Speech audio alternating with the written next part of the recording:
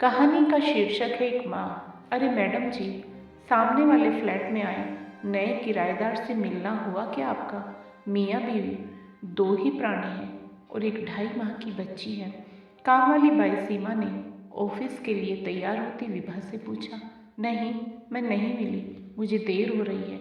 अपना पर्स संभालती विभा कॉरिडोर में आई तो सामने के फ्लैट से एक युवक को बाहर आते देख उसने अनुमान लगा लिया कि यही वह नया किराएदार है जिसके बारे में बाई बता रही थी।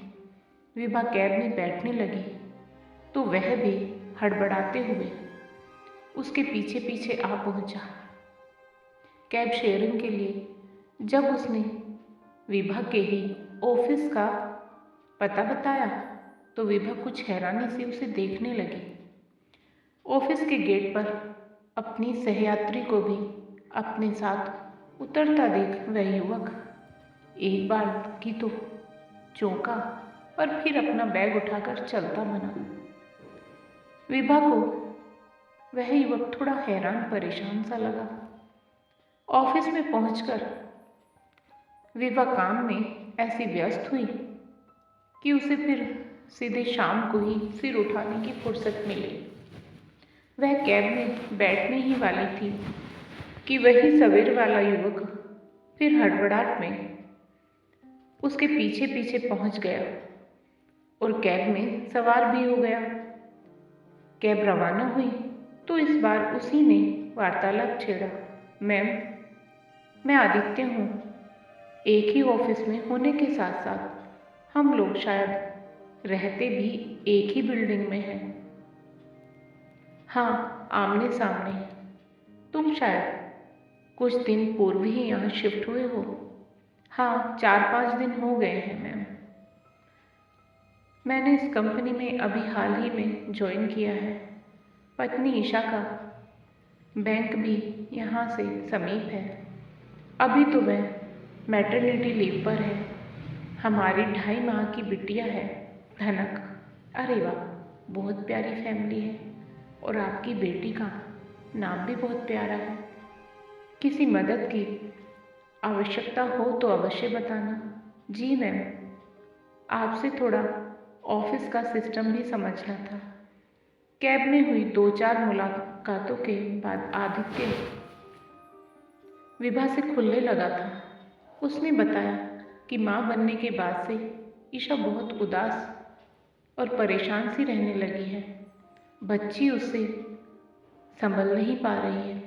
विभा द्वारा यह पूछे जाने पर कि घर में कोई बड़ा नहीं है क्या, उसने बताया कि मेरी माँ और ईशा की माँ दोनों 1-1 माह हमारे पास रहकर लौट चुके हैं। आखिर उनके भी अपने घर हैं, जिम्मेदारी हैं। घर के कामों के लिए बाई के अलावा एक कुक भी लगा ली है। पर धनक का खिलाना पिलाना, नहलाना धुलाना सुलाना ये इतना बड़ा काम है कि ईशा पस्त हो जाती है। हर नई माँ को इन समस्याओं से रूबरू होना ही होता है। विभा ने बात को बहुत हल्के में लिया था, लेकिन आदित्य बहुत गंभीर हो उठा था। लेकिन ईशा का मामला अलग है। मैं आपको कैसे समझाऊं? कुछ दिनों पूर्व हम धनक को एक शिशु चिकित्सक के पास दिखाने के लिए ले गए थे। उसे बहुत मोशंस हो रहे थे। डॉक्टर ने चेकअप किया और कहा कि बच्चों में इतने मोशंस बहुत सामान्य बात है। इसके लिए दवा देने की आवश्यकता नहीं है। ईशा फिर भी दवा देने के लिए डॉक्टर पर दबाव डालती रही। डॉक्टर ने कहा, मैंने बताया ना, कोई समस्या नहीं है तो फिर व्यर्थ दवा क्यों लिखूं? समस्या है डॉक्टर, मुझे समस्या है। मैं इतनी बार डायपर नहीं बदल सकती, सफाई नहीं कर सकती। झल्लाई ईशा चिल्ला उठी थी। वो तो शुक्र है कि तभी धनक ने रोना शुरू कर दिया और ईशा उसे लेकर बाहर चली गई। मेरी घबराहट भाप डॉक्टर ने मुझे सहानुभूति से देखा, फिर बोला, मुझे लगता है समस्या शारीरिक से ज़्यादा मानसिक है। तब से मैं बहुत तनाव में हूँ। मैंने ईशा को यह सब नहीं बताया है, पर क्या मुझे उसे मनोचिकित्सक के पास ले जाना होगा? मेरी ईशा बिल्कुल बच्ची की तरह है। बहुत प्यार करता हूँ मैं उसे। उसे कुछ हो गया तो मैं खुद को कभी माफ़ नहीं कर पाऊँगा। अब तो लगता है हमें अभी बच्चा प्लान करना ही नहीं चाहिए था। बात समाप्त करते करते आदित्य इतना अवसाद में आ गया था कि विभा अवाक सी उसे देखती रह गई थी। आदित्य को बमुश्किल एक धैर्यवान श्रोता मिला था। उसके अंदर कब का जमा लावा उमड़ उमड़ कर बाहर निकलने को आतुर हो उठा था। मैं ज्वाइनिंग लेने के बाद इसलिए 2 दिन ऑफिस नहीं आ पाया। धनक तो ईशा के भरोसे है, मगर ईशा को किसके भरोसे छोड़ूं? कहीं परेशानी में वह कुछ उल्टा सीधा कदम न उठा ले। धनक रोते रोते नहीं थकती और ईशा थक कर खुद रोना शुरू कर देती है। आधे समय तक तो वह यही नहीं समझ पाती कि वह किस वजह से रो रही है। भूख लगी है, गीला किया है, पेट दुख रहा है, गर्मी लग रही है या हाथ दब गया है। सारे ऑप्शंस ट्राई करते करते वह खुद अधमरी हो जाती है। मुझे समझ नहीं आता है कि किसे संभालूं मैं, किसे चुप कराऊं। विभा ने बोला, समस्या मुझे समझ आ रही है। दरअसल ईशा अभी सिर्फ शरीर से माँ बनी है, आत्मा से नहीं। उसने बच्ची को जन्म तो दे दिया है, पर उससे भावनात्मक रूप से जुड़ नहीं पाई है। मातृत्व लादा नहीं जा सकता, इसे स्वेच्छा से ओढ़ा जाता है। इसमें उसका कसूर भी नहीं है। पहले वह निहायत स्वच्छंद जिंदगी जी रही थी। मर्जी से उठना, कुछ भी खा पी लेना, पहन लेना, घूमना, ऑफिस जाना, तुम्हारा एक छत्र प्यार पाना। पर मातृत्व धारण करने के बाद अब उसका सब कुछ बच्ची पर निर्भर हो गया है। उसे उसी की नींद सोना होता है, उसी की नींद जागना होता है, उसके हाजमे के ख्याल से खाना पीना होता है, उसे फीड करा सके इस हिसाब से कपड़े पहनना होता है। बच्ची का पूरा तामझाम लाद कर कहीं निकलना, इससे तो घर में ही रहना उसे बेहतर लगने लगा है। यह सब ईशा का दृष्टिकोण है, जिसे प्यार से, नरमाई से और भरपूर सहयोग से तुम्हें ही बदलना होगा। पर घबराओ मत, मैं तुम्हें पूरा पूरा सहयोग दूंगी। तुमने बड़ी बहन मानकर मुझसे अपनी समस्या शेयर की है, मैं तुम्हें निराश नहीं करूंगी। तो कब मिलवा रहे हो मुझे उससे? आज शाम को ही। ऑफिस से आप मेरे साथ ही चलना। वादे के मुताबिक विभा शाम को आदित्य के संग उसके घर पहुंच गई। आदित्य के घर के हालात बता रहे थे कि आदित्य ने उसके आगमन की घर पर कोई पूर्व सूचना नहीं दी थी। शायद वह उसके सम्मुख समस्या का पूरा कच्चा चिट्ठा खोलकर रख देना चाहता था। चारों ओर बच्ची के गंदे कपड़े, डायपर और दूध के बर्तन बिखरे हुए थे। धनक बिस्तर पर गहरी नींद सोई हुई थी और पास ही जमीन पर बैठी ईशा बिस्तर पर सिर टिकाए बेसुध सी पड़ी थी। स्पष्ट था कि काफ़ी संघर्ष के बाद उसे ये पल नसीब हुए थे। ढीला ढाला पजामा, उस पर छोटी सी टी शर्ट, क्लचर्स में से निकलकर गालों पर झूलते अनसुलझे बालों की लटें, क्लांत चेहरे पर इतनी मासूमियत कि विभा के मुंह से बेसाख्ता निकल गया, यह तो खुद नितांत बच्ची है। आहट से ईशा की नींद टूट गई और बच्ची भी गुनगुनाने लगी। विभा लपक कर उसके सिरहाने पहुंच गई और उसे थपथपाने लगी। तुरंत वह फिर से गहरी नींद सो गई। ईशा सकपकाई सी अपने कपड़े बाल आदि ठीक करने लगी तो विभा ने प्यार से उसके गाल थपथपा दिए। रिलैक्स, मैं तुम्हारी पड़ोसन हूँ, तुम्हारे पति की बड़ी बहन के समान। हम एक ही ऑफिस में हैं। विभा दीदी, आदित्य ने बताया था आपके बारे में। ईशा सहज हो गई थी। विभा नहीं चाहती थी कि ईशा अपने ओगड़पन या अपरिपक्व मातृत्व को लेकर किसी शर्मिंदगी से घिरे, इसलिए उसने तुरंत बात बनाई। आदित्य कब से मुझसे ऑफिस का सिस्टम समझना चाह रहा था। ऑफिस में वक्त ही नहीं मिल रहा था, तो फिर आज हमने घर पर ही बैठकर बात करने का निर्णय ले लिया। तुम्हें तो कोई परेशानी नहीं है ना? अरे नहीं।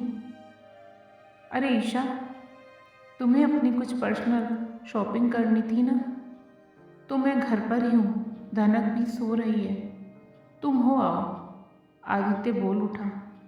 ईशा ने अविश्वास भरी नजरों से पति को घूरा। पीछे से जग गई तो मैं संभाल लूँगा। आदित्य की जबान लड़खड़ा रही थी। उसे खुद भरोसा नहीं था कि वह कर पाएगा। ईशा को वैसे अकेले शॉपिंग करना पसंद था, क्योंकि आदित्य जल्द ही उकता जाता था, किंतु धनक के होने के बाद वह कभी अकेले शॉपिंग के लिए नहीं निकली थी। आदित्य उसके बगैर भी धनक को संभाल सकता है, उसे यकीन नहीं था। मैं हूं ना, मैं मदद कर दूंगी। विभा की ओर से स्वीकृति मिलते ही ईशा में अचानक बिजली की सी फुर्ती आ गई।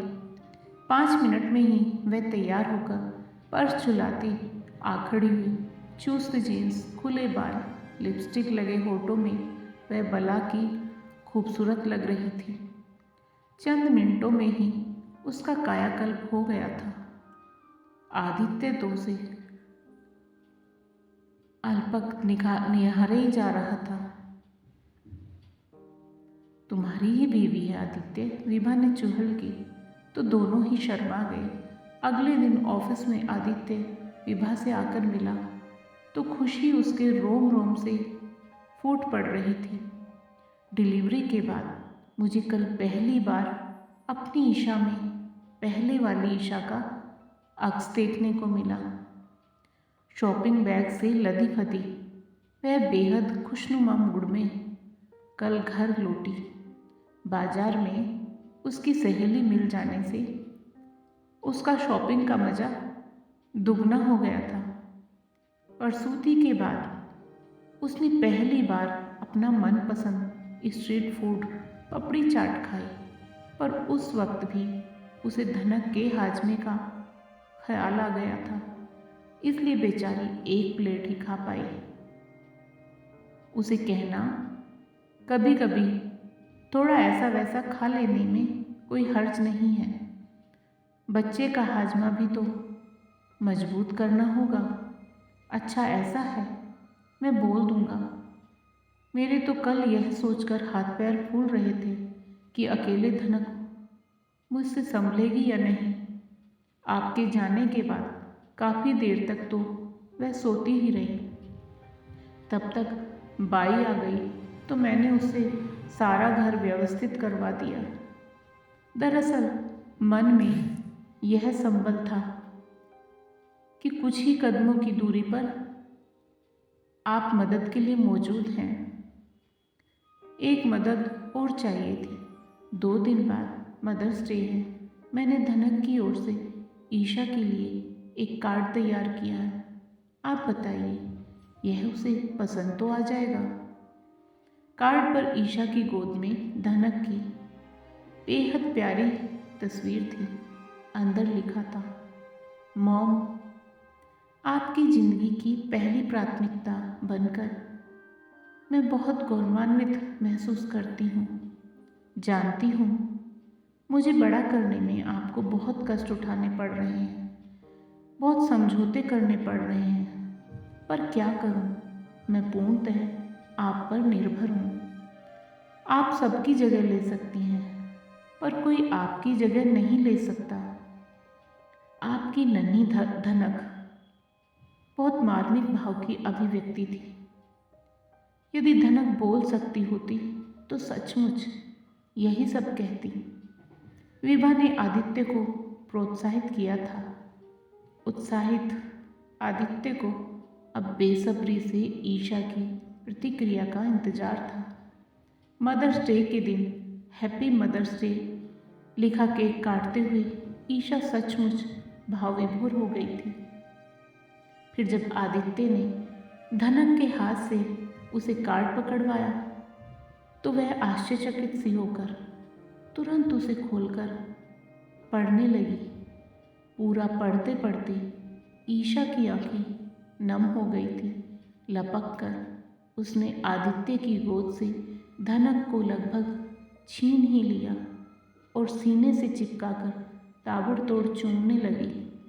ईशा आज सही मायने में धनक की माँ बन गई थी। दोस्तों, आपको आज की कहानी कैसी लगी कृपया कमेंट करके अवश्य बताएं। और यदि आपको यह कहानी पसंद आई हो तो कहानी को लाइक करें, शेयर करें और साथ ही चैनल को सब्सक्राइब करें। फिर मिलेंगे दोस्तों एक और नई कहानी को लेकर। तब तक आप अपने परिवार के साथ हंसते रहिए, मुस्कुराते रहिए, खुश रहिए। राधे राधे प्यारे दोस्तों।